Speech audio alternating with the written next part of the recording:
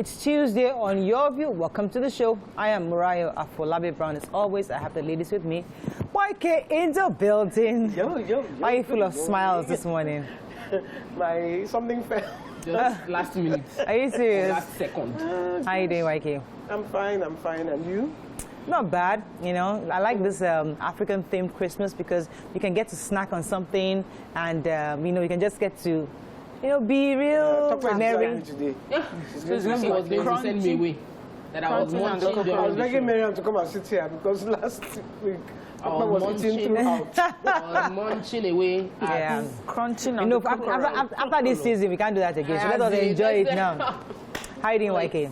I'm okay. I had one banter and I've totally forgotten it. I feel very annoyed that I've forgotten it, actually. Meanwhile, you look fabulous. Oh, I love you. the color green. Green. I really love color green. But Green is not a nice shade. color, but the way she combined it, green I think is very one dull. of my favorite Really? colors, yes. Wow, it was my mom's yeah, we favorite. can know why. My mom and my grandmom. Oh. So they passed it on to you, or you? No, it's not my favorite color. No, it's not. YK, how many hats do you have? I have plenty. You know I love hats, so when I see them, I buy them. People know I love hats; they give me. Gifts, so I get them as gifts. So I have a lot. In fact, my girl seems to be very tired of me with the hats. Yeah, let me come to Tokwe. How are you doing, Tokwe? I'm good. Over the weekend, or more like yesterday, something happened that really, there was a lot of fear in my heart. Like, I was just so worried about an information I got, and it was just, my heart was just, like, I could feel pain. Like, my heart was constricted, and I knew, I'm a Christian, I should have more faith, I should believe. My sister, I had to go and find one of Bishop David Oyedepo's message. By the time I listened to it 2 times yesterday, this morning, I'm very, very, like, I feel like I've fed my faith. My faith is very strong now, like, bring it on. I can face anything, but it just, reason for sharing the story is because even, no matter how self-aware you are, you might need to, we need to, whatever you feed is what will thrive. And life is feeding you different challenges. So if life is feeding you challenges like per second, you need to ensure that you're feeding your faith also like that. You know? So I feel very grateful to God for YouTube and messages. How are you doing, Mariam? I'm doing fine. I'm good. Just looking forward to the rest of the week. Really, our kids are writing, my son is writing another exam again this weekend. So constantly studying. Yeah, so luckily so far, to go to secondary school.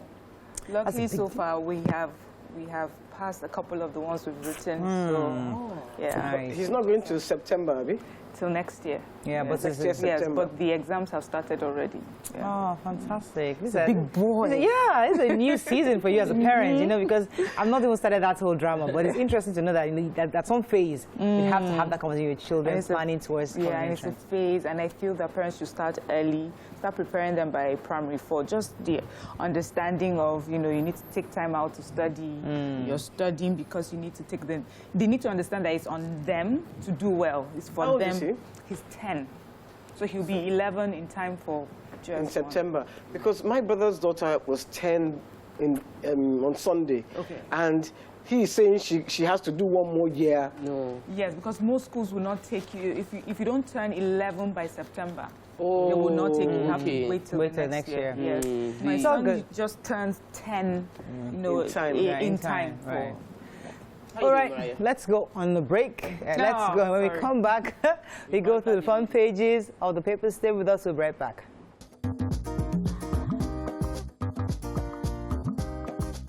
Stay tuned. Your View will be right back. Let's start with the Punch. 3,125 killed, 2,703 abducted in 11 months. VIPs knock federal government. An NPC to halt rising cooking gas price and increased supply.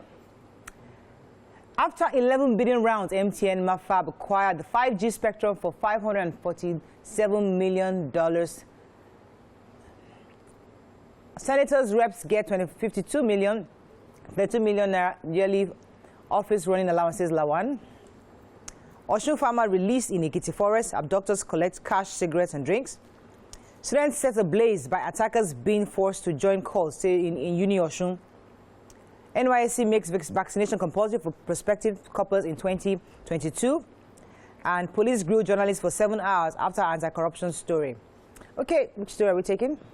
I was going to take the ASU, because they have said the government hasn't listened to them, and they haven't done the 2009 agreement. They haven't implemented it.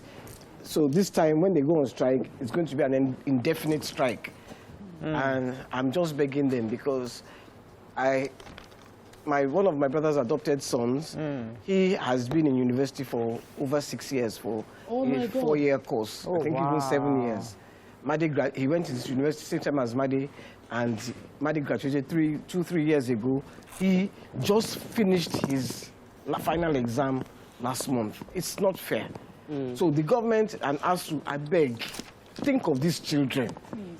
Imagine. So one child, two children in the school together, one finished on time, the other is still in school, just because of the Nigerian system. Just because of all these strikes. And he just finished. Yeah. So I'm taking the NNPC story. We'll be following the price of the cooking gas going up. Now, the Group Managing Director of NNPC, Mele Kyari, was speaking at the inauguration of 120 metric tons LPG storage and bottling plant in Abuja, and mentioned the fact that the country plans to increase supply, and by increasing supply, the price of cooking gas will drop. But he also mentioned that it's not about Nigeria alone, that generally worldwide, this year, the price of cooking gas has jumped by over 240% between January and October 2021. And this is what has forced LPG users to shift to charcoal or firewood. Some of us are still using it regardless. So he's saying the international market is causing the price to go up, but there would be changes based on the fact that Nigeria is going to increase capacity supply to the market within the country. We're hoping to see that relief. Yes. I have this story. A young man, his name is Victor. Victor Ademola Adis. Yes. Sorry. Anyway, Victor Okay. I'm mixing up the names with the police officer. So this young man, Victor Okay, he's a student, a part-time student of political science at the Osun State University in Osogbo, and it's reported that he was attacked by some of his schoolmates who are cult members, and they wanted him to join the cult. He refused to join the cult. The eyewitnesses say they heard him screaming as these cultists were using machete on him, sticks, and in fact also tried to burn him alive. But luckily he was rescued. He was partially burnt, but he was rescued. The police said that they're looking into it and they've started investigation. And this just reminds me of the other story that we're still talking about, you know, of the little boy in secondary school. So there's no hiding place. You leave secondary school, going to university. We've always heard of university, but to know that it's trickling down into our secondary schools, but that these cultists can still openly carry out their activities. We need to do better in the sense that we need to report these people when we see them. We have the fellow students, you know who they are, you know what they do. And then the security operatives need to do the job of arresting these people and prosecuting them. So when I hear security operators, I always think of, okay, 400,000 people to 200 million. I always think to myself, like, okay, how effective can they be? So anyway. Well, universities have security outfits. Yeah, but they might not be empowered to have equipment to be able to defeat this guy. These cultists are going with knives, machetes. Anyways, Fisayo Shoyambo, if you recall, is a journalist that had exposed the dilapidated police. The sham of the police system force at the time, and he was recently invited to Abuja for questioning concerning the story exposing the award of transit police camp projects that did not exist. Initially, he said he just got an invitation. He had tweeted about the message, said that he got an invitation by the Inspector General of Police to Abuja, but was when he got there, he now realized what it was for, was regarding the expose on the police camp project. But at least he's been released, and it was just a questioning that he went for. Let me quickly take the major headlines. So there is a project called the Nigerian Security Tracker. It's a project by the American think tank, and they released quarterly reports. So the figure they gave is that 3,125 innocent persons have been killed 2,703 abducted by bandits in northern Nigeria alone in the past 11 months. I know that we're still going to find time to talk about the not bleeding on the show, but we just need to mention this. The report is also highlighting the fact that even though Zamfara had a no-flight zone in March, even though the base station, the state in September shut down all the base stations, they are still finding ways to. Criminals are still finding ways to communicate with one another, crossing the borders. Local community, some local governments on the borders are also being affected in Katsina, Sokoto, Kaduna. These are the states where they've recorded most of the challenges happening with banditry and the insecurity. Right. Okay, let's move on quickly now to Vanguard. Omicron, Nigerian threatens UK, Canada, others. Gunmen invade Plateau community, kill 10. DSS took my blood samples 21 times, Kano cries out. Akonde's book, Fish Out Bola Ige's Killer Soyinka tells Buhari. Why doctors are leaving Nigeria in droves, Professor Uja, NMA president. $418 million Paris Club brief on FG asks court to dismiss suit by 36 states. And monthly petrol subsidy rises by 684% in 10 months. Okay. Yeah, so in Plateau State, in Wase, local government penal community to be precise, it's been reported that 10 people have been killed. And these killings was done by gunmen on Sunday. They drove into the community, into the market area, and started shooting sporadically. Same modus operandi like we've read over and over in other states. And of course, everyone, ran away, scattered everywhere. The police say that they're on it, and thankfully calm has returned to the area. And eyewitnesses have also said this isn't the first time that they have experienced kidnappings and all these criminal activities within that community. So same story, government. All right, so I was going to take the major headlines. So remember yesterday we took the story on how Nigeria responded, the fact that United Kingdom had put us on red alert. So I think this is also a similar story. But interestingly, in the report by Daily Mail of London, they said that the United Kingdom would scrap the travel red list and replace it with testing for fully vaccinated people. So instead of totally banning, I mean, that's what the news report said in the UK, but we've not been confirmed officially giving that information. But the PSC Steering Committee Chairman, the Minister of Aviation, and Senator Hadi Serika was giving the warning in Abuja, saying that the back and forth with UAE I'm trying to get the letter that was written. But this row is going on with UAE. Hopefully they can find some kind of a solution to it, because the truth is that is worsening the fact that Nigerians who are abroad now are stranded. They can't come home. They have to find different countries to ally. They can't come directly back home, and that's a problem. So there has to be diplomatic solutions to this, where both countries are able to come to the table and have a discussion. At least let our citizens come back home. Well, he says that letter that is flying around on social media, he hasn't received it. As of 4 p.m. last night, he had not received any letter. And anyway, any letter would have to go through diplomatic channels to get to him. So let's assume that it is a fake letter, or let us hope, because I know people who are not being asked to stop anywhere. And that has happened before. That situation had happened before, where I know a client of mine was stranded in Kenya. They took Kenya Airways to Dubai. And when they got to Kenya, the policy had taken effect earlier this year, and they were not allowed to fly out of Kenya. Every other person that was allowed to go, they told them to come down from the plane because they had Nigerian passports. So if the government is going to make threats, they must have the lever to follow through with these threats, and they must be willing to protect their citizens wherever they find themselves. We are really being harassed, though. As in, we are harassed within, we are harassed outside the country. It's our own officials. When they want to go, will they go with their private jets? Nigerian passport is not allowed. So if our president needs treatment now, he's not going to go. Let's go on a break. It's not our hot topic. Let's go on a break. We'll be right back. We'll be right back. Okay, deal. Stay tuned. Your View will be right back.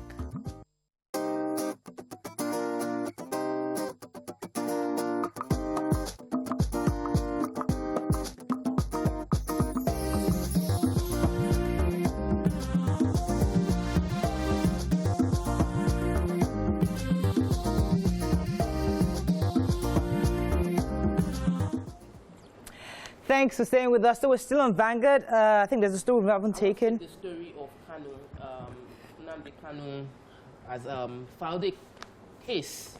He filed a suit through one of his lawyers, Maxwell Okpara, alleging the fact that doctors within the agency, the security agency that has held him, have taken his blood sample 21 times.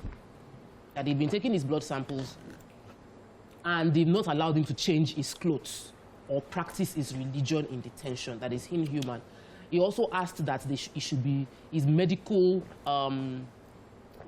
records should be released to him so that he can get himself treated. The blood samples are taken without his own permission. The doctors come, take his blood, then they don't tell him what they took the blood for. The doctor is a quack. And he doesn't get the results. First of all, I think that the DSS have to actually make a statement because this is very damning. Yes. A very damning statement about them, one. And two, what comes innocent? You're innocent until you're proven guilty. He's still in court. Why are they treating him like he's guilty? And I'm not holding forth for him or anything. Yeah. You know, okay. Sorry, I'm laughing. It's not a funny matter. There's a fly running about here. Okay, let's move on to Daily Sun. Nigerians to pay more taxes levies next year. Lawan defends cars, jumbo pay for lawmakers. COVID-19 will no longer accept short shelf life vaccines, says federal government. MTN, Mafab Communications win FG's 5G auction. Body of Sands call on judiciary to defend independence. Stronger executive-legislative partnership will deepen democracy, says Buhari. So, I wanted to take the Senate President's speech. Yes, please take it. So, the Senate President was saying that he's very, very disturbed. That why are we complaining about the jumbo salary of lawmakers? And he was saying that... let me see what he was saying specifically, that even civil servants from assistant director are entitled to official cars. And he wonders why lawmakers who are elected should be denied these privileges. He also said that, I want to quote him so that you know what I'm talking about. He says that, Can I help? Yeah. Please help me out. He says the House of Reps, they're only entitled to Toyota Camrys and then Land Cruiser for the senators. He says their salaries are it's only 1.5 million for them and 1.3 million for House of Reps. So why are people... And they get 13 million quarterly to run their offices. He now said, he asked a very interesting question, which I would love to answer. He said, why is getting a Toyota Camry for members of the National Assembly and a Land Cruiser for the senators a hideous proposition? Mr. Senate President, let me tell you why. It is because, first of all, these entitlements that you say various levels are entitled to were man-made. They didn't come from heaven. Somebody sat down and said, okay, as a director, you get this. As a lawmaker, you get this. As a senator, you get this. And we're saying, in view of the reality of our country, we want you to review it, because you're also a human being. The same human being that wrote it the first time. Another human being can also check it and can also change it. So it's not like it's a hideous proposition. It's a proposition for you to review, considering the economic realities of our time, period. And I want to add to that, security operatives who don't earn a quarter, a tenth of that, who are supposed to protect us, are protecting you. They are protecting you and cannot even protect us because they cannot afford to. Their pension is low. A policeman retires, he collects his pension. In 2 years, he's begging. Exactly. In fact, this is a hot topic because if we do the calculation and say, you know what, if we make your job part-time such that you go there with your own car, if we need official car for office runs, no problem, you take official car for that. But if we now save that fund and say, okay, the money we've saved from this Land Cruisers, we are putting it into the police welfare. We the people see that, we now say, hey, you are now doing something. But when we don't, when the police is still suffering, and you are still driving Land Cruiser, that's the problem. Because they are earning money. Let's just move forward, because he was saying... turning that money into foreign exchange and buying foreign cars, put it back within, use it to buy Nigerian cars, to use that money within the Nigerian system. Let's exactly. Even more money, and then you can have jumbo, whatever, years down the line. All right, let's take another story in Son. Who has it, COVID-19? Yes, I've got COVID-19. So, you know, the federal government is saying that, see, we're no longer going to accept all these vaccines that they sent to us with short shelf life because it really puts us under undue pressure. It says we have received over 10 million of these vaccines and we have administered them. Remember, we took a story of the 1 million doses of vaccines that have expired, and that's because they already come with a really short shelf life. And the government is also saying that they are going to publicly incinerate them so that Nigerians you know, don't feel any fear that they would be used on us. Okay, moving on quickly to the Nigerian Tribune. Let's find a story we've not taken. Mixed feelings as Lagos earmarks 5 billion naira to kickstart monthly rental policy. Confusion over UAE's ban on passengers from Nigeria. New finance bill, FG proposes 5-year jail term for non-remittance of tax and other revenues. Kanu's blood sample taken more than 21 times, lawyer alleges. 18-year-old traffic robber arrested for 3rd time in Lagos. 16 years after Nigeria's violence against persons law, still struggling for domestication in 17 states. 124 years after Benin Palace takes possession of stolen artifacts. Nigeria regains top crude oil production spots in Africa, says OPEC report. All right. Lagos State. Okay. Lagos State just recently concluded the Lagos Real Estate Marketplace Conference and Exhibitions, which is themed 21st Century Real Estate Investment Hub. And so the good news that's come out of this is that the Lagos State government is showing commitment to the monthly rental policy that, you know, it's recently talked about and introduced. So they are going to put in, so Lagos State would commit this 5 billion naira, and Nigerians will be able to pay monthly. But it's sort of like a fund so that the landlords them are paid, you know, yearly by the government, but tenants, regular Nigerian Lagosians are able to pay monthly. So that risk is covered of what if I'm not paid on time, what if I'm not paid at all. And the Lagos State says it did this because it did a survey, and it shows that 88% of Lagosians have said it would be best for them to pay monthly rent instead of the yearly one. And I think it's good. And also the governor is saying that they are going to be donating 50 hectares of land to the Real Estate Developers Association of Nigeria, and that's just to deepen real estate investments in the state. So good news. Interesting, because I mean, I remember offering my driver that twice a month paid salary, and he, I mean, I think he was able to adjust himself because he just felt that, okay, instead of waiting till the end of the month, he likes me every 2 weeks, give me something. So he has something for me. So we tested that, and he liked it. So I think it's a good idea. If you feel that, listen, I can replan my, it's like you can plan your payments of rent monthly. I'll take the stolen artifact. So 124 years after, there was the stolen artifact that was taken during the 1897 invasion of the Benin Empire by British imperialists was finally returned officially to the Oba of Benin. And good news, there are 2 particular artifacts that were returned. One is the cockerel, and another one.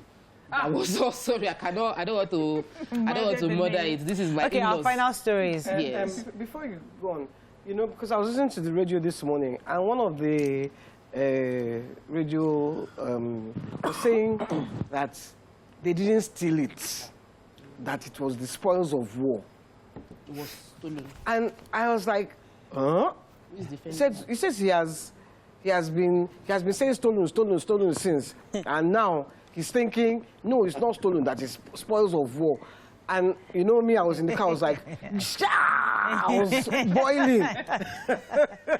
But I think that we should hand over. It's a very unique craft that the Benin Kingdom had way back in 124 years ago. But because we did not, I hope we're handing over that craft, that unique ability to the new generation so that they can produce as well, because art is of huge value.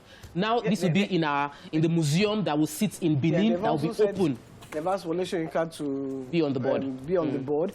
Hopefully they will create a good museum and you know, because to attract tourist revenue to the country. Okay, let's go on a break. That is all we can take on this review. When we return, we move on to the hot topic of the day. Stay with us. We'll be right back.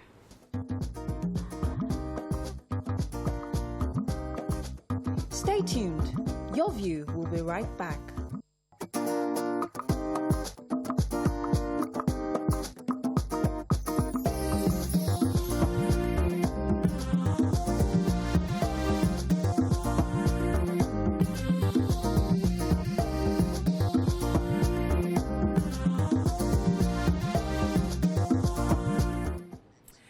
Thanks for staying with us. So in the past 2 weeks, we've been discussing the issue of the young boy who died as a result of bullying by his colleagues in school.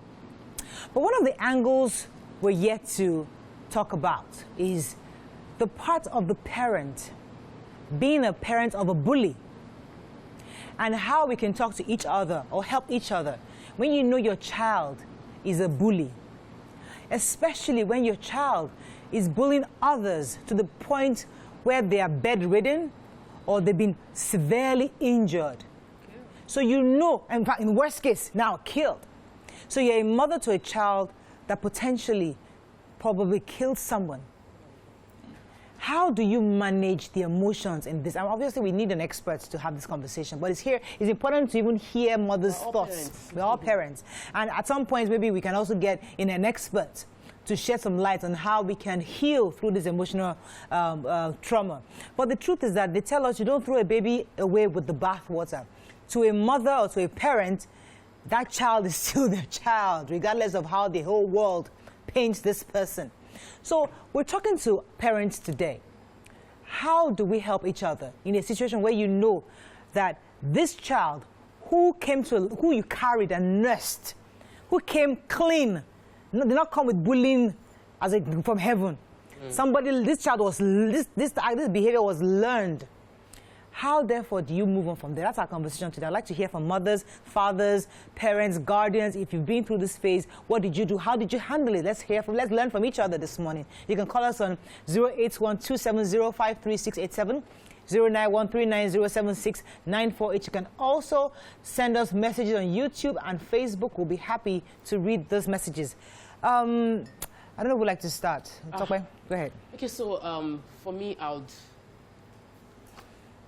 I believe that if a mother, father, find themselves in a situation where their child has done something as gruesome as being involved in the bullying of a child that probably led to his death, the first response would always be to love the child, not what the child did, and identify that there's a difference between every human being and what they do, and help the child to go through the process of realizing what they've done wrong. But we must acknowledge that they've done something wrong. So many times our tendency is to shield our children, protect them. I don't want whatever is going to happen. Let me hide my child somewhere. Monkey no find my man like him. My child is not a killer. He's not a killer. It must have been a mistake. Something happened. We want to deny. My first is don't deny. Something wrong has happened. Healing comes from taking ownership of what has gone wrong. So somewhere along the line, somebody within the family dropped the ball in monitoring the child, because every child comes to us plain. Everything we put into it, and the result is what we get. Professor always said that every adult is a report card on the parenting and the society. So if that child is not just about the parents alone, the society contributed to the child becoming a bully, and here we are. So the first thing is to acknowledge the fact that your child has done something bad, but the child is not a bad person. The human being can be corrected. Every human being, no matter how bad, can be treated, and then expose your child to the right treatment. But okay, I wanted you to add to that, because I also wanted to add the angle that, yes, you can separate the act from the child. But when society, we're a communal society where it's about what they say, how the family sees us, or the perception, how people see us. And when you have that pressure of emotions from external emotion coming inwards, how, as a parent, can you handle that if you're going to go with her own advice? Yeah. Okay, so even before we get to how to handle the fallout of your child being a bully, I feel that at that point we're talking about the justice system. But first of all, I want us to talk about who creates the bully, who enables the bully. where these bullies, like you said, where they come from? Our children come plain. Then how come how come this my child who I've raised and I have nurtured has become a bully? I personally believe that bullies are made at home. They are raised by parents. And the wisdom that adulthood gives you, that maturity gives you, where you somehow tamper some of your excesses, you understand it, you know how to, a child does not have them. A child just uses it and just becomes that. So we have parents who, when they're speaking to each other or they're speaking to their friends, they are so loud and rude. You know that this, in any other setting, it would be outright bullying. And the child is listening. You're on the phone, you're talking to your domestic staff or to your colleagues or to your friends, or you're telling about something, that how you handle something. And I showed her. Ha ha, did you see me? The child is like, oh, okay, that's what.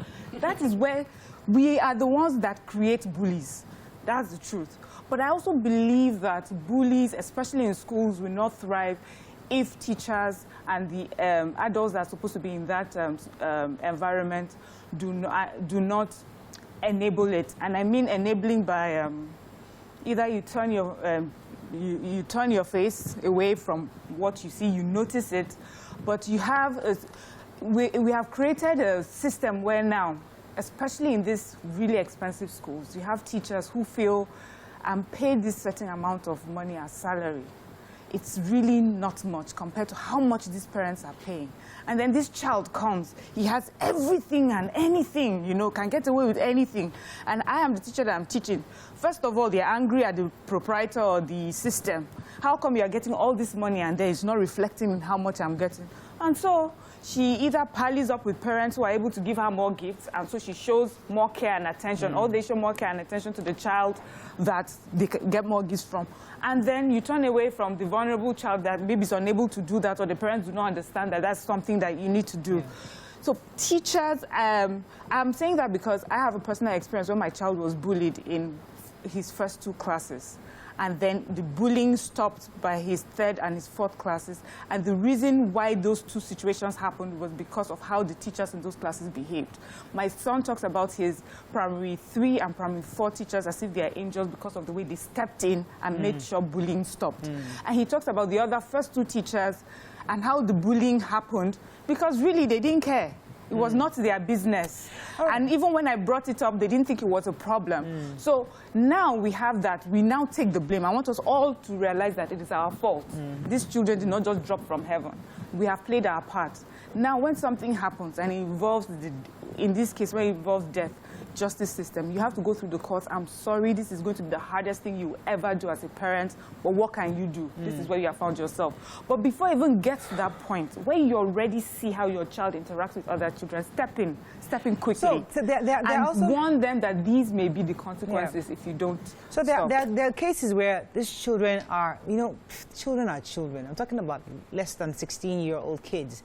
You know, they're still building their personalities, you know, and they are easily influenced by their peers. So you know your child as a very quiet, shy person, and someone got swamped or got swallowed into this group of people that, you know, for him, it was his way of becoming an accepted, cool guy with his colleagues. So it's not his intention.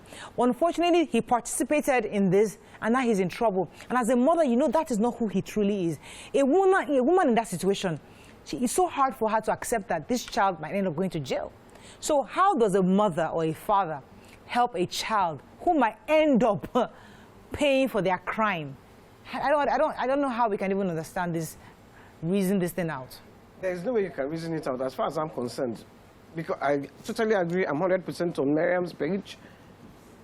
Take the responsibility. Your child ends up like that, you are the first person to take the responsibility. It's your fault. That child was trained by you, watched you, and it's the example that you showed to him. So, maybe if your child is going to jail, you yourself can give yourself jail sentence because it's your fault that child ended up like that. Look, the young kids of today, a lot of their parents show them what they cannot afford, what the child cannot afford. The child hasn't worked before, the child hasn't, and you buy the child a Gucci bag. Why? He's never worked for a day in his life. He hasn't earned it. So now he thinks this thing comes easily. I asked my brother's kids to give me a Christmas list when I was traveling. And when I opened the list and I saw what was inside the list, I said,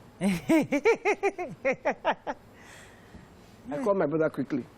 I said, do you know what? See, because he does not use anything. He doesn't wear a watch. He just wears Ankara or Ajire. Shoes. So that's the influence. The influence is from their peers. So my question now is... So they are seeing their peers come to school with Gucci bag. When I got back, I said, are you all world? Money, which work have you ever done that you want to use Gucci school bag? Money, do you see my age? How many Gucci bags are you carrying? All right, let me go on a quick break. Okay. When we come back, we're going to continue this conversation. Stay with us, we'll be right back.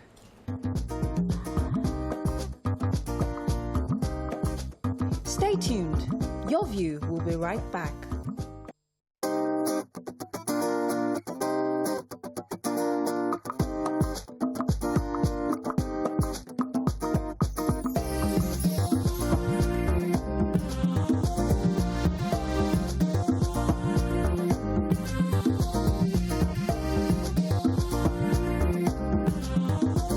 Thanks for staying with us. We're still talking about being a parent of a bully. And one of the things that I had mentioned earlier was societal factors, So, we are, as I said, we're a communal society where what people say sometimes always matters to us. So, your child has been accused of bullying or is a bully in school to the point where a child might have been injured or severely injured or possibly even killed. And as a parent, you're trying to manage the child's emotions and also external factors, the grandparents, the extended family, the influence, everybody trying to be part of this conversation. So the real question is, how does a parent handle not just the child, but also the external factors concerning that child? I think what's most important is the child. And I think that sometimes we just need to focus on, it's not what everybody will say. And I know what they're saying is important.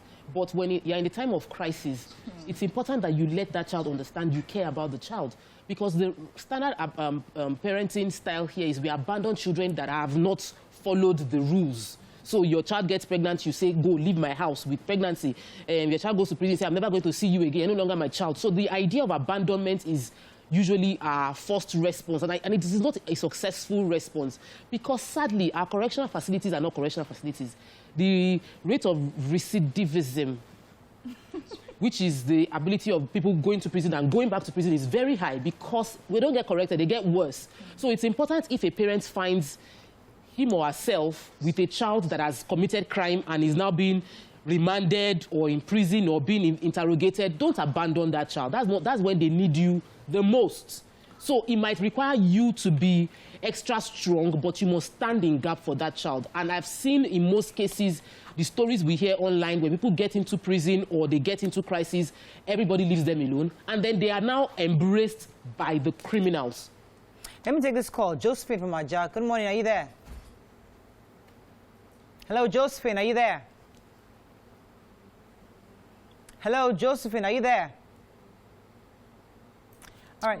Yeah, go ahead, Mariam. So, I don't totally agree with you that parents tend to just abandon a child when they find themselves in a sticky situation like that. I think parents usually stand in and try to find a way to stop to shield the child from actually taking the responsibility that the child needs to take in, especially if you have some influence. We know people, we know who to call, those sort of things. So we constantly shield children from taking responsibilities for their action to the point where they'll do something really big and you have run out of your circle of influence and people that you can call. So it's important from when it is small, whatever the consequences of their actions are, that they face them before you have something as big as this. But when something as big as this happens, most people who have money, who have influence, have always found a way to make sure that their children are... I mean, look at case in point. We had I don't know how true this is, where they said some of the children were taken out of the country, were taken away, because whether we like it or not, as a parent, your first instinct, especially as a mother, is to protect your young. And so you want to protect them. But the thing is, you come from a country, a society, and there are systems, and you must face the law. But you're going to say something for, because mistakes happen. You know, I mean, there are children who just, this thing happened to them. And you don't want them to feel like they've been abandoned for a mistake they made. Go ahead, Wake. I was just going to say, I think we need to check our correctional facilities as well, because these kids, if they're found guilty, they're going to go into juvenile homes. Yes. And being in juvenile homes, what is going to happen to them? Are they going to continue their education? Are they going to be corrected? Because in the papers today, there was this 18-year-old boy who has been locked up 3 times in the last how many months? And he has been going to jail.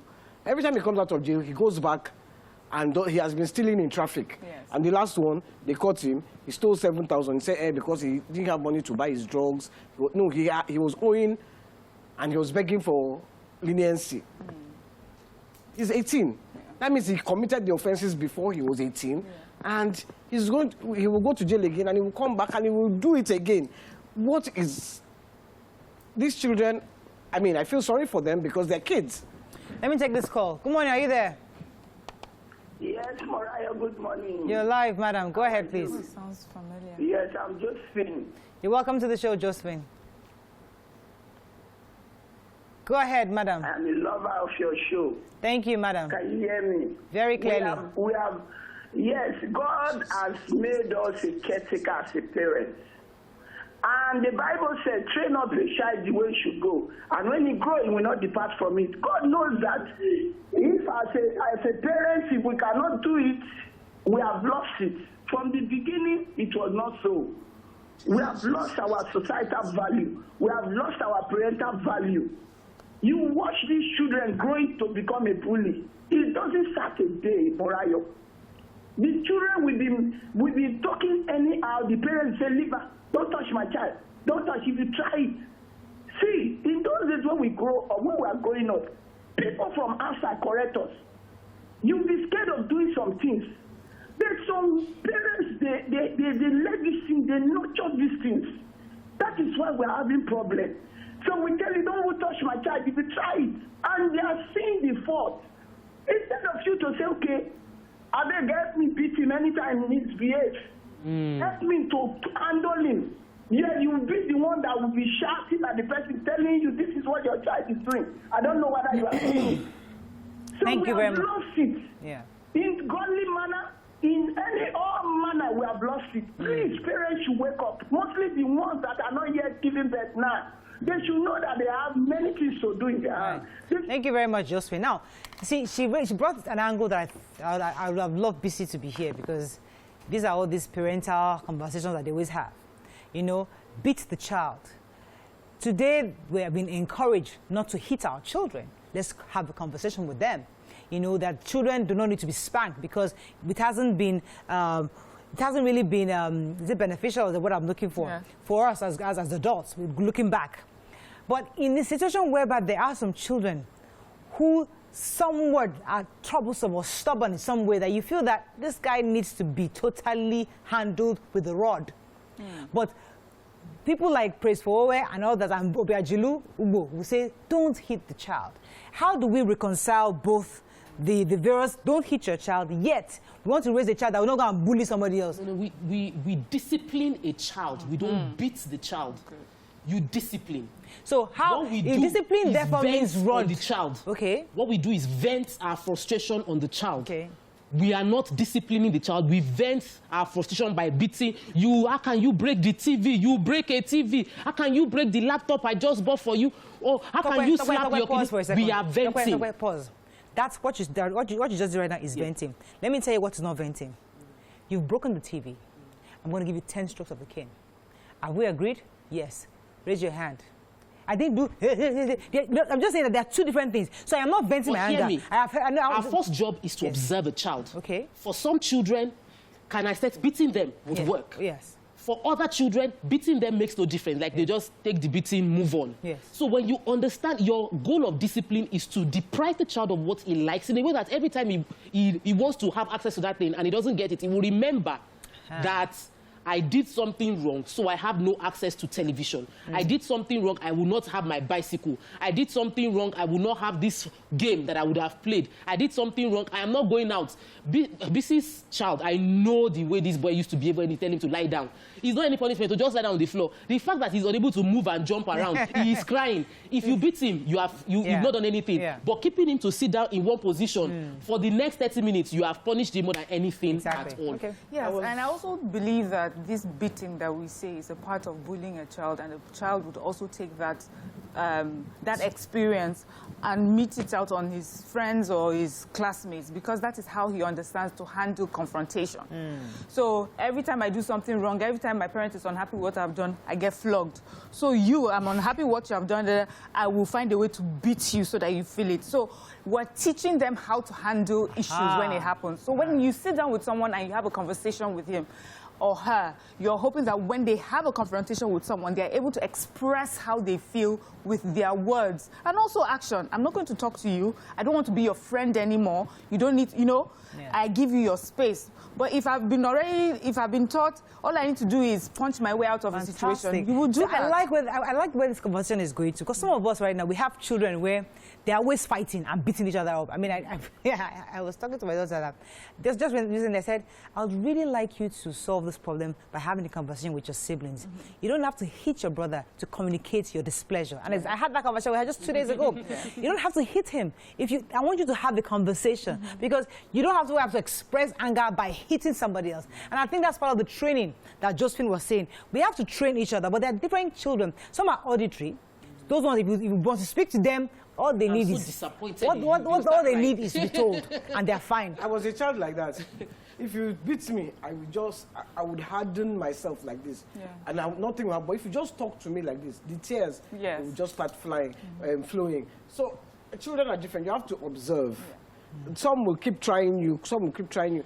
I think a lot of parents don't. You don't have the. You just lash out. And it's a lot of work to discipline. It's lazy parenting. Yes. It's frustrating. You are frustrated, so you just lash out at the child. It doesn't. I don't think. I think I hit my daughter once, and I felt so bad that I went to go and beg her. So going back, if I recall, it was out of frustration that I hit her. We're going to be wrapping up on this conversation now, but I want us to bring it home, because it goes back to putting yourself in the shoes of the child, of the parent who has to deal with the child, who you want to love, at the same time reprimand for what they did. How do you do it such that they still know that you're their mother and you love them, you're the father that you love them, but understand and recognize that they not only have to recognize what they did, but must pay for what they did. If your child has bullied another child, what do you do? I'm not saying the extreme case of somebody died. Your child has bullied, and the school principal has reported that child and said, your child, YK, your child just beat up her classmate. What would you do as a parent? I would punish her. What's immediately. Punishment? I cannot think, since my child was not a bully, I didn't have to deal with it. Okay, so I've heard so many examples of how parents have dealt with their children when they've bullied others. And you know what, bullying also starts with just talking. That beating too is an extreme case. So a particular parent said his child bullied another child in church because the child always wears the same shoe to church, and the shoe was scuffed and everything. Of course, she has a lot. So he made sure she packed all her shoes and gave it to that child, and she wore the same shoes to church every Sunday until she learned her lesson. There was a recent one where another one was really rude to a classmate, and he made the child walk. That you use the things that they think emboldens them, that makes them feel like I'm superior. That's what you would use to teach them a lesson. If you feel that, oh, I have better clothes than you, because we have kids that have better clothes than you, my shoes are this, my clothes are this, then sorry, you have those things because I bought them for you, and this is what I'll give you going forward, just like everyone else. You don't necessarily have to. Sorry, Mary. That's how you have to start to train the child Yes. from the get-go. From the get, not because she sees, look, you are wearing this. some children are not as privileged as you. You need to start to train the child from the beginning. Yes. I mean, my brother's daughter has blunt disease, and one child was Making fun of her. making fun of her. I see your leg. You know, it shouldn't be encouraged with children. Let me go on a quick break. I want us to bring this conversation home. Stay with us. We'll be right back.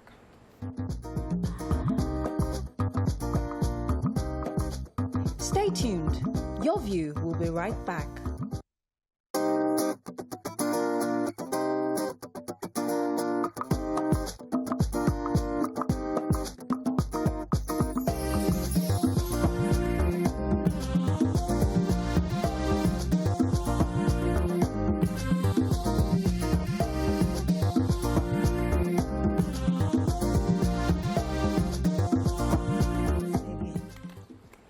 Thanks for staying with us. So we're still discussing this issue of bullying, and we're talking about the parents of bullies.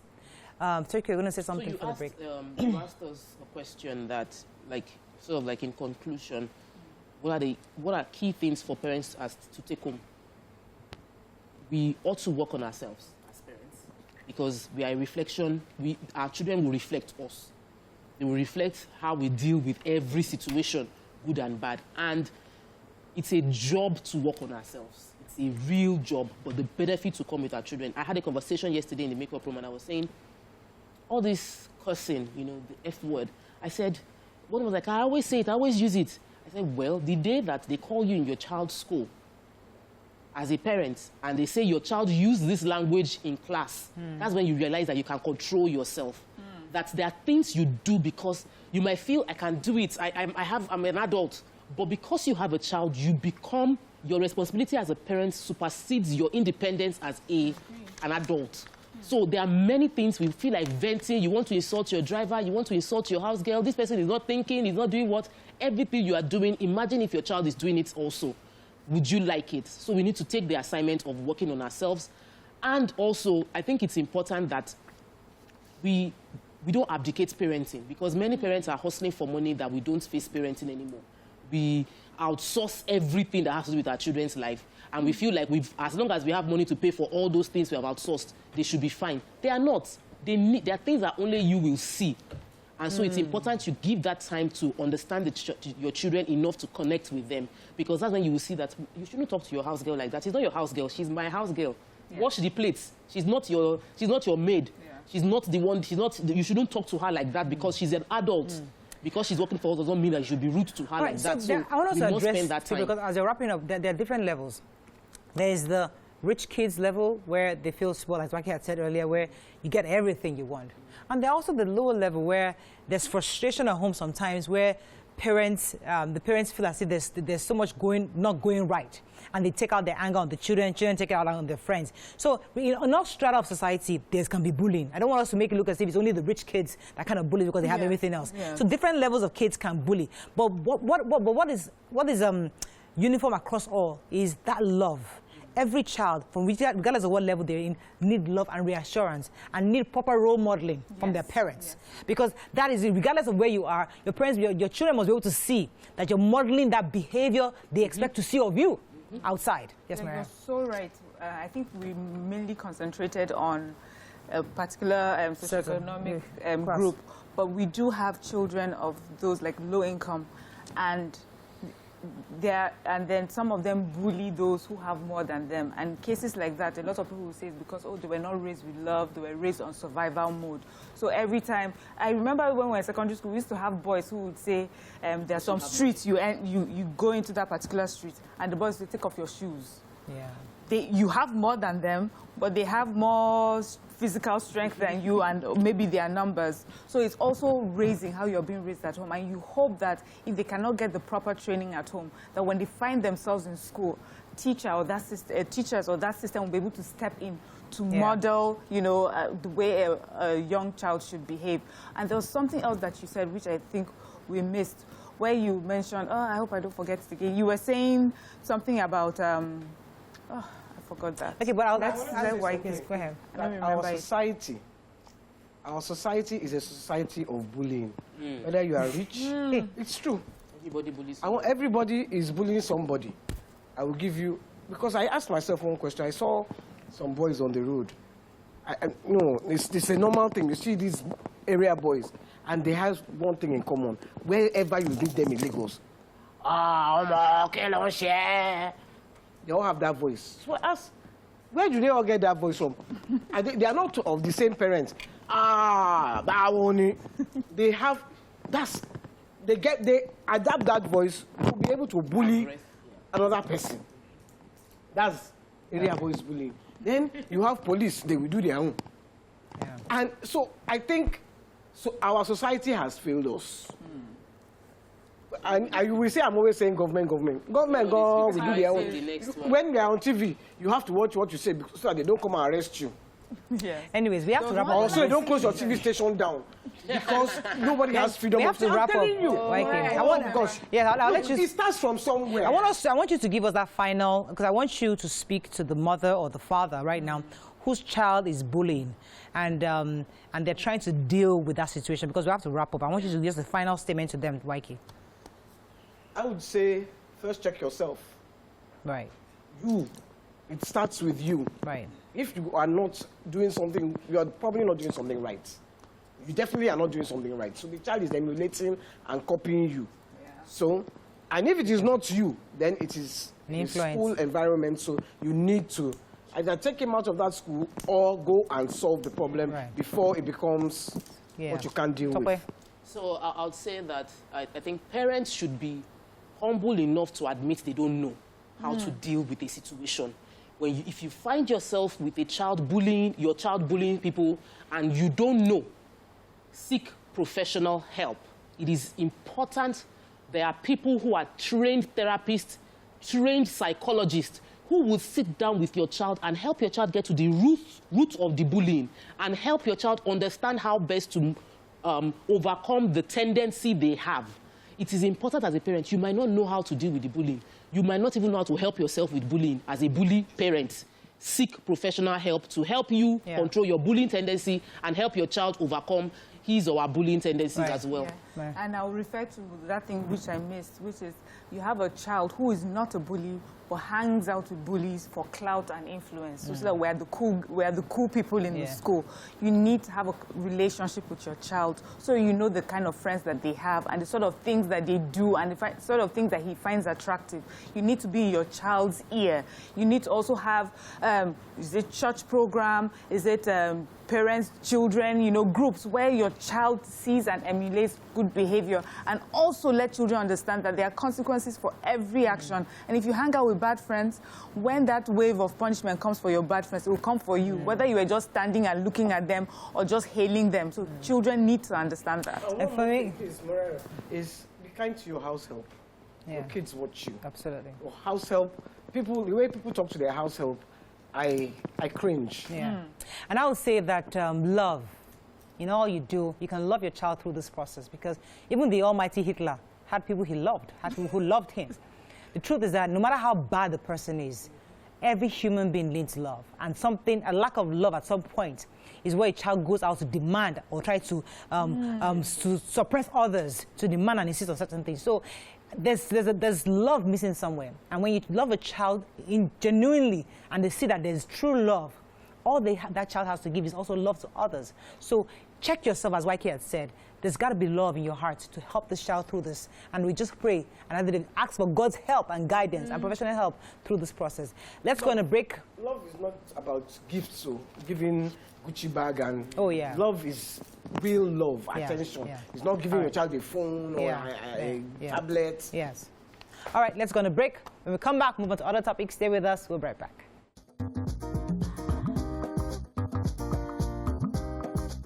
Stay tuned. Your View will be right back.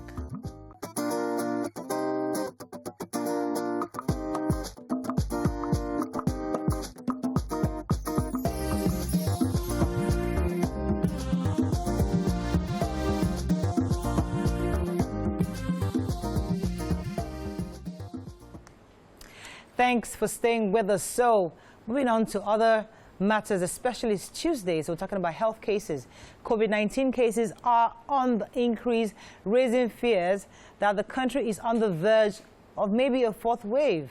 of coronavirus. According to reports, the Nigeria Center for Disease Control, NCDC, showed that the 28th of November to the 4th of December, a total of 585 cases were reported. Joining us on the show is the infectious disease physician and head infectious disease unit, Department of Medicine, University of Lagos, University Teaching Hospital, Luth, Dr. Ihe Akase.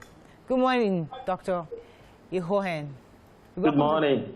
Good morning. Welcome to the show, sir. Thank you. So, COVID-19 cases, we have sort of relaxed in our adherence to the COVID-19 guidelines as not just a state, as a country at large. But the government have consistently tried to remind Nigerians to maintain social distancing and wear the face mask. Could you give us an update on where we are concerning the number of cases that are reported that we have as of today? Okay, so consistently, we've seen over the past few days increased number of cases that have been reported officially. So yesterday, 2 days ago, the numbers were more than 500, 600. I've not checked today's figures. But what we're seeing on ground, really, is that those figures markedly underestimate the number of people that are having symptoms. We're seeing lots and lots of people having symptoms which are mild, and are not necessarily coming to hospital with check, but now with the knowledge, people are taking medications and doing all of that and are staying at home. So it's really something that we're seeing in terms of clinically, but also in terms of reported cases. But clearly, the reported cases markedly underestimate what's on ground. Fortunately, there are mild cases generally. People are just having febrile illnesses, treating malaria or some other thing, and and getting better. And the real concern among people who work in infectious disease is that this is we hope that it stays like this. Waves usually start in this manner. You see people usually it's mild, increased number of uptick in number of cases, people having symptoms, but generally mild. Until it breaks into the community full scale and starts picking up on the vulnerable people. So it's cause for concern, to be honest, and I'm happy that the government, at least of Lagos State, is addressing this as such. Yeah. Okay, so Dr. Akase, I have to ask, these large numbers that we're looking at, is this a new variant? When we see these large numbers, are we testing them to find out if it's the new Omicron variant? And these symptoms that you have spoken about, there's so many people, almost daily, we see these people with sore throat, body pain, headaches.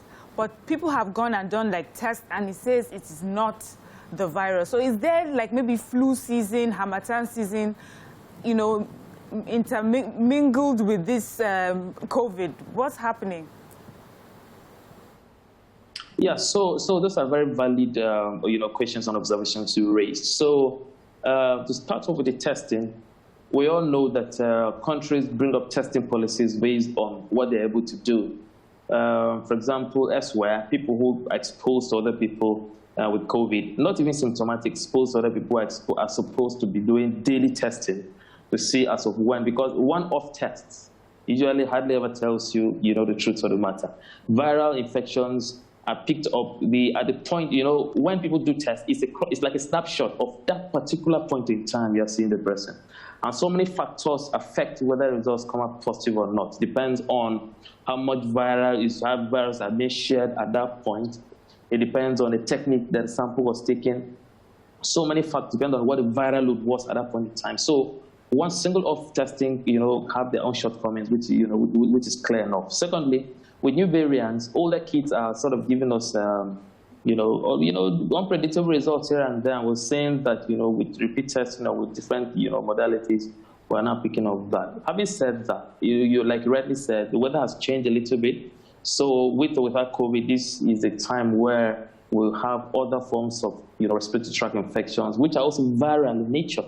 So the symptoms at the beginning will still be the same, more or less, on sore throat, stuffy nose, febrile illnesses, joint aches here and there. Yeah. So all of those cannot be ruled out. However, to be honest with you, our capacity, the country's capacity to test to sequence each and every sample taken to know what type of virus this is, and if it's COVID, what variant this is lacking at the moment, to be honest. Now, I think most labs are just doing PCR, and at most, they are banking the samples. Over time, I'm sure they will be tested to know, okay, what was it, Delta, was it COVID, was it, Omicron and all that. But to be honest, I don't think all our labs are sequencing all the COVID variants to know what type of variant, we're dealing with. So as a country, I don't think anybody can give you that kind of data, at the moment, It's really sad.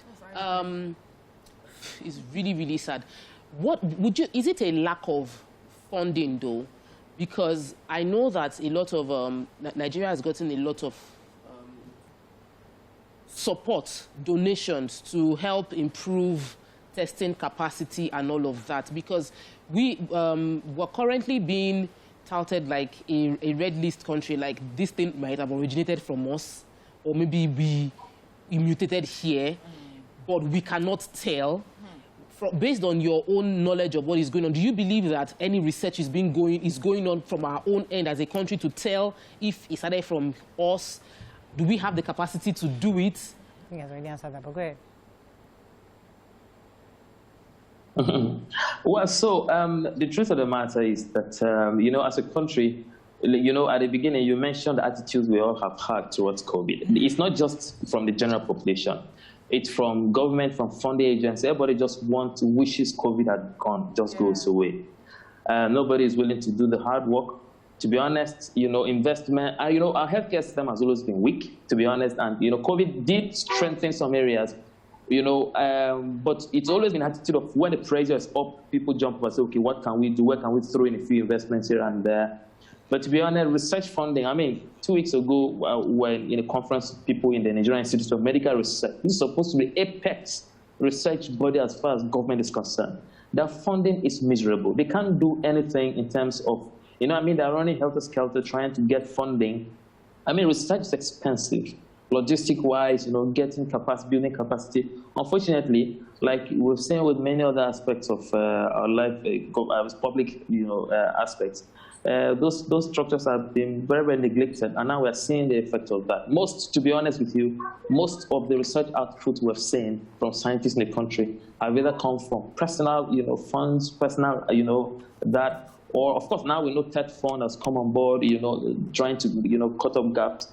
But infrastructure that has been there for so long is going to take a while. So, and this is why, I'm a scientist I work with. So I must commend Nigerian scientists for working with their fingernails to try and bring an output. But to be honest, the challenge we face now, and the things where everybody just wishes COVID goes away. Anytime COVID comes up, I've had people accuse me personally that is because, I'm an infectious disease physician. It's not as if I got involved because of COVID. But people accuse me and said, oh, you people that are doing COVID, you don't want COVID to go away.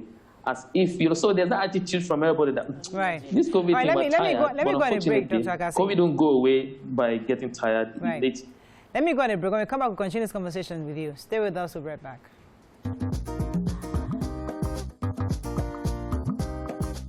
Stay tuned. Your View will be right back.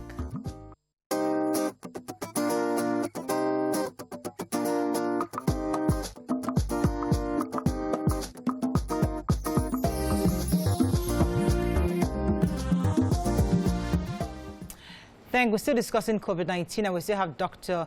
Akase here with us. Mikey, you had a question before the break. Yes. Nigerians, we have this belief that the coronavirus is not that bad here. And if we just treat malaria, we're fine. A lot of people don't believe in taking the vaccine. And we just some people feel that it's the sun. Some people feel that it's the malaria that is in our blood. Other people feel it's the pepper that we eat. Please, can you dispel or confirm these thoughts? Dr. Akasi, I would like to add to that, because that was going to be part of my question. Dr. Akasi, I'd like to ask you also that the truth is we all go to parties in this country. We enter with face mask. As we enter like this, we put the face mask, we put it down. We have the party, and we go home, and we're all right. All of us, we go to big parties, small parties, get-togethers, pool parties, playing, we do everything. and we seem to be living our normal lives. Yes, there's a 0.000% that might catch COVID, but because the majority of us don't catch COVID, we always feel, just like YK said, that maybe it's our son, maybe it is something. So in the last 1 year that this COVID has been with us, what research have you done, as Nigeria or Africa done, to confirm or to refute the claim that it is not really prevalent in Africa, like it is in other parts of the world? Okay, yeah, thank you very much. I mean, this is a question that has been asked repeatedly, and it's something on many researches. And unfortunately, up till now, nobody has come with consensus despite that. However, some of the contributing factors she's mentioned, they has to do with, one, we have a young population of people who, not that we're not getting infected, but people are getting infected, having symptomatic infections and recovering because we're primarily a young, population group. Secondly, again, the weather contributes. We all know that COVID, viral infections generally prefer cold weathers that have low humidity. In our tropical, environment with high humidity, it's not too conducive for viral infections. So the truth is, definitely Africa has not borne the brunt of this infection as as expected. But there are two major downsides to that. The first one is the fact that because of that perception, especially among the younger population, because they're the ones that are up and about. If you look at the absolute numbers, it's not that much. But if you look at those that eventually succumb to this infection, because because their general attitude has been, oh, it's nothing. But somehow out of 1,000, you get 10, 20. Those 10, 20 to those families is real and it's significant. They lose people and they know what they go through in terms of, some people have financially been wrecked by COVID. If you look at those that require ICU care, the medications, it's been wrecking economically. So this is one downside to those families that have lost people. To them, it's real. They don't know whether they're Africa or not Africa. Right. They lost someone, they've gone through a traumatic experience. Secondly, the risk of mutations. Mutations happen in people who have infections and transfer it to others, whether they're symptomatic or not. So the major drivers, and this is where sort of there's some, I won't justify the decision by some of the West to just blanket, ban people. But we all know that the cooking pot of mutations are those people who are not having symptoms, getting infections, just the virus just having a free day, getting mutations and churning out mutations in the group. So there's an argument that, and this is just an argument, that Africa, even though we have not had symptomatic infections, but a lot of mutations have come out from Africa in terms of, we being fit and able to allow the virus to do all the experiments, more or less, that they want in the human body to bring. And know that mutations simply come up when viruses just want to find a way of surviving, and they, somehow that's that. No, okay, let me take this call. Let me take this call. Let me take this call, then I'll come to you. Kayode, are you there? Hello, Kayode. Good morning. Good morning, you're live. Ladies. Good morning.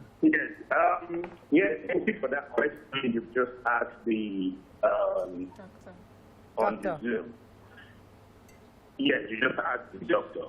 Now, before that, I just wanted to encourage Tokwe and Marian to applaud the government on the reciprocity policy concerning UK, because the same development, as you read out in the newspaper, that UK government have been the development that they're going to scrap it. And I think it was as a result of our reciprocity movement by the government. Now to the doctor, Morayo. Ladies, please, Nigeria is a COVID-free state. There is so much going on that they didn't want that Nigeria is a target. And it's because Nigeria was just blessed. There's so much reason that Nigeria is a target. Yes, Miriam, yes, you can laugh, but I'm telling you, every of these things was imported into Nigeria. Ebola was imported into Nigeria. I agree. Okay, Malaria was imported into Nigeria. I agree. And then so many other diseases as well. And God has revealed the way Ebola came in and this COVID came into Nigeria. Just like that doctor said, there is no consensus. It's not that, it means that there is one of the doctors disagree that Africa has disappointed the world. I and Nigeria has defeated all predictions. Let me tell you something. If malaria is in Nigeria and malaria is not in London, and Russia cannot have malaria, and malaria is the start agent, malaria is the start agent. How come they don't have malaria in UK and they don't have it in Canada and they don't have it in Russia? So it means there's a factor. It means this COVID itself has its own special character. So whether they like it or not, it's not an African thing. They are making a lot of effort to stigmatize Africa. And in Africa, we always say Nigeria is the mother of Africa. We are a target. We are the elephant in the room. Thank you very much, Kayode. I like our doctor to respond to that, because Kayode's views be saying that this is obviously some kind of a conspiracy theory against Africa. And what are your thoughts on this? What do you think? What do you make of what he just said? What Kayode just said? Okay, well, I mean, I really appreciate his candor and and I don't understand with him that really some of the attitudes that some of our international bodies have gone on about, the way they have exhibited, have fueled some of these conspiracy theories. Unfortunately, when you have a pandemic, pandemics are a very good breeding ground for conspiracies, especially when there's so much uncertainty around this, and around that. So I'm a scientist, I'm a clinician, so I tend to make judgment based on what I see. Of course, he made something around malaria, why malaria is in Africa, not elsewhere, and again, which there are clear scientific theories to explain why that is so. Temperature, malaria parasites cannot survive well outside a particular temperature. So they survive well in mosquitoes here in the country, elsewhere they don't. So these are all things, but his sentiment clearly shows us how much work we need to do in terms of both getting everyone on board, because everybody does have a role to play. And if you have a section of our society that feels disenfranchised or has issues around the approach or some of the things, then we do know we have a big problem on our hands. And I think as a country, in terms of putting in structures in place to protect our people, right? It's always good for us to get scientific basis around what we need to do. Okay. Around that. So I understand what you're saying, but I may not agree with him entirely. Let me get the final question in for you. Go ahead, Waike. A lot of us Nigerians are anti-vaxxers. What would you say to convince us to become vaccine conscious or to take the vaccine? Or do you think we need the vaccine? It takes a minute. That's a big question. I mean, I have colleagues. Well, I mean, that's a big question. I have colleagues, doctors and nurses, who are vaccine, hesitant, or who are vaccine, pessimist. From all the evidence shows us. I'm not here to talk about the origins or who brought what and all of that. At the moment where we are right now, we've seen how, COVID, this particular variant, is able to spread through a population so easily. We've seen how the masking and hand hygiene and all of that is not proven to be so effective against this. For now, it is saying that our easiest and most effective way out of ending this repeated, we all have seen how much disruption COVID brings, and I've seen irritation. Unfortunately, for now, it is saying vaccination seems to be a way out of out of this. For now, that is how it seems. And you all know that COVID came. And with knowledge is on an evolving bit. Nobody can claim to know everything about COVID and tell you what's going to happen in the next 1 year or so. So we're dealing with data as it comes out. Now we know that vaccines are just the way to go, to be honest. And whether we like it or not, it makes economic sense. It makes logistic sense. It makes sense in every way possible for everyone to get vaccinated. Because if you don't, we're just going to keep getting these cycles and over and disruptions. Now countries are going to get locked down again, so that's elsewhere, not Nigeria. So really, there's no running away from this. Thank you very much, Dr. Akase, for joining us this morning to shed more light on this. We'll continue to monitor the COVID cases, especially with this new Omicron variant, and ensure that Nigerians do what it is to keep safe. Thank you very much for joining us this morning on the show, Dr. Akase. Thank you. There you have it. COVID. But yeah, we know it's real, but I guess we just need data. We need more data from this end. How much data do you need? Not from abroad, though. No, local data. I know, to stop you from those your party moves. No, I don't go to parties. Her parties. I don't go to parties. Mariah, please. Let me tell you the truth. Me, I will not stop party. Yeah. That's my own truth. But you've gotten vaccinated. That's not the problem. Yes, we've gotten vaccinated. I don't believe the vaccine is going to stop me from catching it if I'm going to catch it. But I wear my mask and I go and party, man. Yeah, Me too, I've seen you at those parties, and I've seen the mask go from one side to the other. Let me tell you something. I will die of loneliness if I sit down in my house than if I go and enjoy my life. But you see, are we all just hypocrites? Because we go to a party and enclosed with air conditioner, with our face masks, thinking that we're all protected. No, we're not.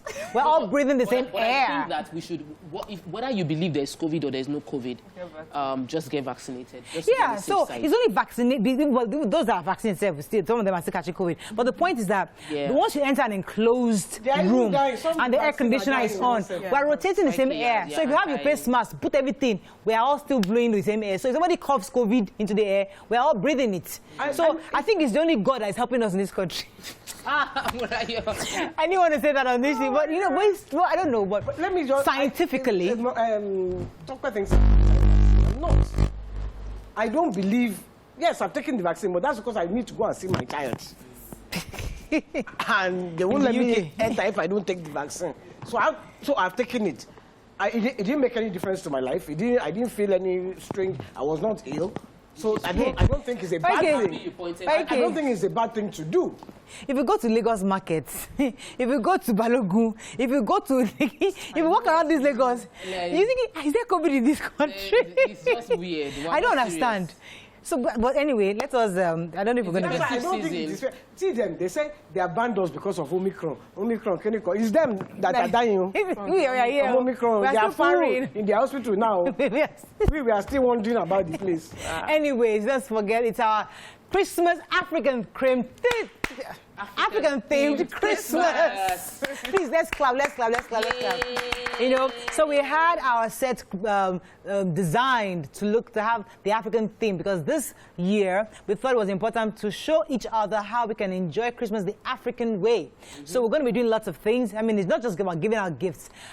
Today we're giving out gifts to 2 people. One, a cash gift of 50,000 naira. Another person, please clap. Like it, 50,000 is not small. Please clap. 50K, like it.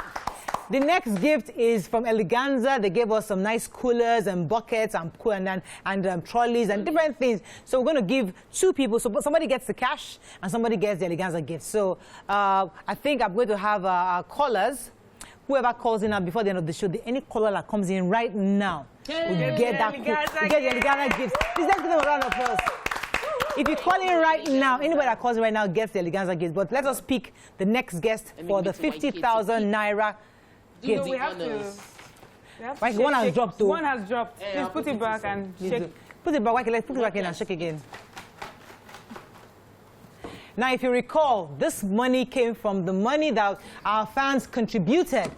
We had about 880,000 naira in total. So what we did, we decided to give to our fans, give back the money, 50,000 naira each. So, YK, who's the next person getting the gift today? I am Oge, Geey. I am Oge. One word. And what did she say? She says, I'll use 10,000 naira to register for a course I've been wanting to do on UDMY. I'll use 10,000 naira to buy something nice for my mom. She deserves the world. Use 20K to buy foodstuff and some provision for the house, and use the remaining 10K to also assist those that don't have anything for Christmas. For it is in giving that we receive. I'll be grateful if I am chosen. God bless you and finish your prayer. So, Oge, we're going to call up Oge. So what we did was that we shortlisted quite a number of people, and we called all of them to get their phone numbers. So we'll be calling Oge to let her know she's one of the winners, and we'll get her account number and we'll forward 50,000 naira to her. And I'm hoping that somebody can call in now to get the Eleganza gifts before the close of the show. But anyways, nobody calls it, we can pick another person. The gifts. This is for 50K. This is for the 50K. So, anyways, any other message on YouTube, Facebook? Oh yeah, we do have lots and lots of messages on YouTube. Any scientific messages? No, lots of sentimental messages. The vaccine reduced the devastation effect of COVID, and it's the main point. it doesn't stop you from catching it, but reduces the effect significantly. Thank you very much. Somebody said, laugh out loud, Naija no send for a code Dumota still full. Then September projection says we are partying, oh, at YK. Hey, God. So I have a caller. Yay! We have Remy Eniola from Abuja. Good morning, Remy. Wow, I said, oh. all the way from Abuja. Hello, Remy. Are you there? From London. Oh, sugar. Yeah, okay, but Remy, we'll have to call Remy back, and we're going to send her the gifts in Abuja. It's a cooler. I wish it was here. I'll show you. Nice, beautiful Eleganza cooler with some nice other gifts inside it. Thank you so much, Eleganza, for giving us this gift for our viewers, and we'll be happy to share with you. Any other messages? Any interesting messages? Yes, we have messages. Nigerian scientists need to be given their credit for cures and not be taken away from Nigerian scientists. This is wrong, too. Ebika says, I believe the world needs to come together to fight this virus. I was not happy waking up to find Nigerians are being placed on UK red list. But then, the fact is that people pay to get fake test results. Mildred Ajekmo says vaccines are not meant to stop you from catching COVID, but to prevent the risk of dying of infection. Yeah. There is a difference. Okay, so I'm told we have another caller. So what happened was that we didn't get Remy Eniola's contact. So unfortunately, she has to disqualify. But Bumi from Ogba is qualified. Woo! Bumi, are you there? Hello, Bumi. Hello, Bumi, are you there? Okay, but I guess our phone lines are down. Anyways, so these are our gifts this year. I don't know. It's not as a... No, but we're good. People are getting gifts and they're showing on Instagram. Yes. So I saw a video of that. So they make videos. Oh, really? When they get to make videos, we repost them. Really, yes. I didn't know that. So they're really happy. Oh, I missed that on Instagram. Yes. I didn't see that. They're so happy about it. I'm so bad with Instagram. And I'm so glad you know that. Fantastic. Now that makes me feel better. Fantastic. Well done. Yes. So we'll reach back to Bumi to give her the gifts from Eleganza, and we'll reach out to Oge to give him or her the 50,000 naira from our gifts. Thank you so much, ladies. It was a great time. I can't wait till Thursday to dress up the African way. Yeah. So excited. Another exciting time. All right. I'll see you guys tomorrow. Have a great day. Stay blessed.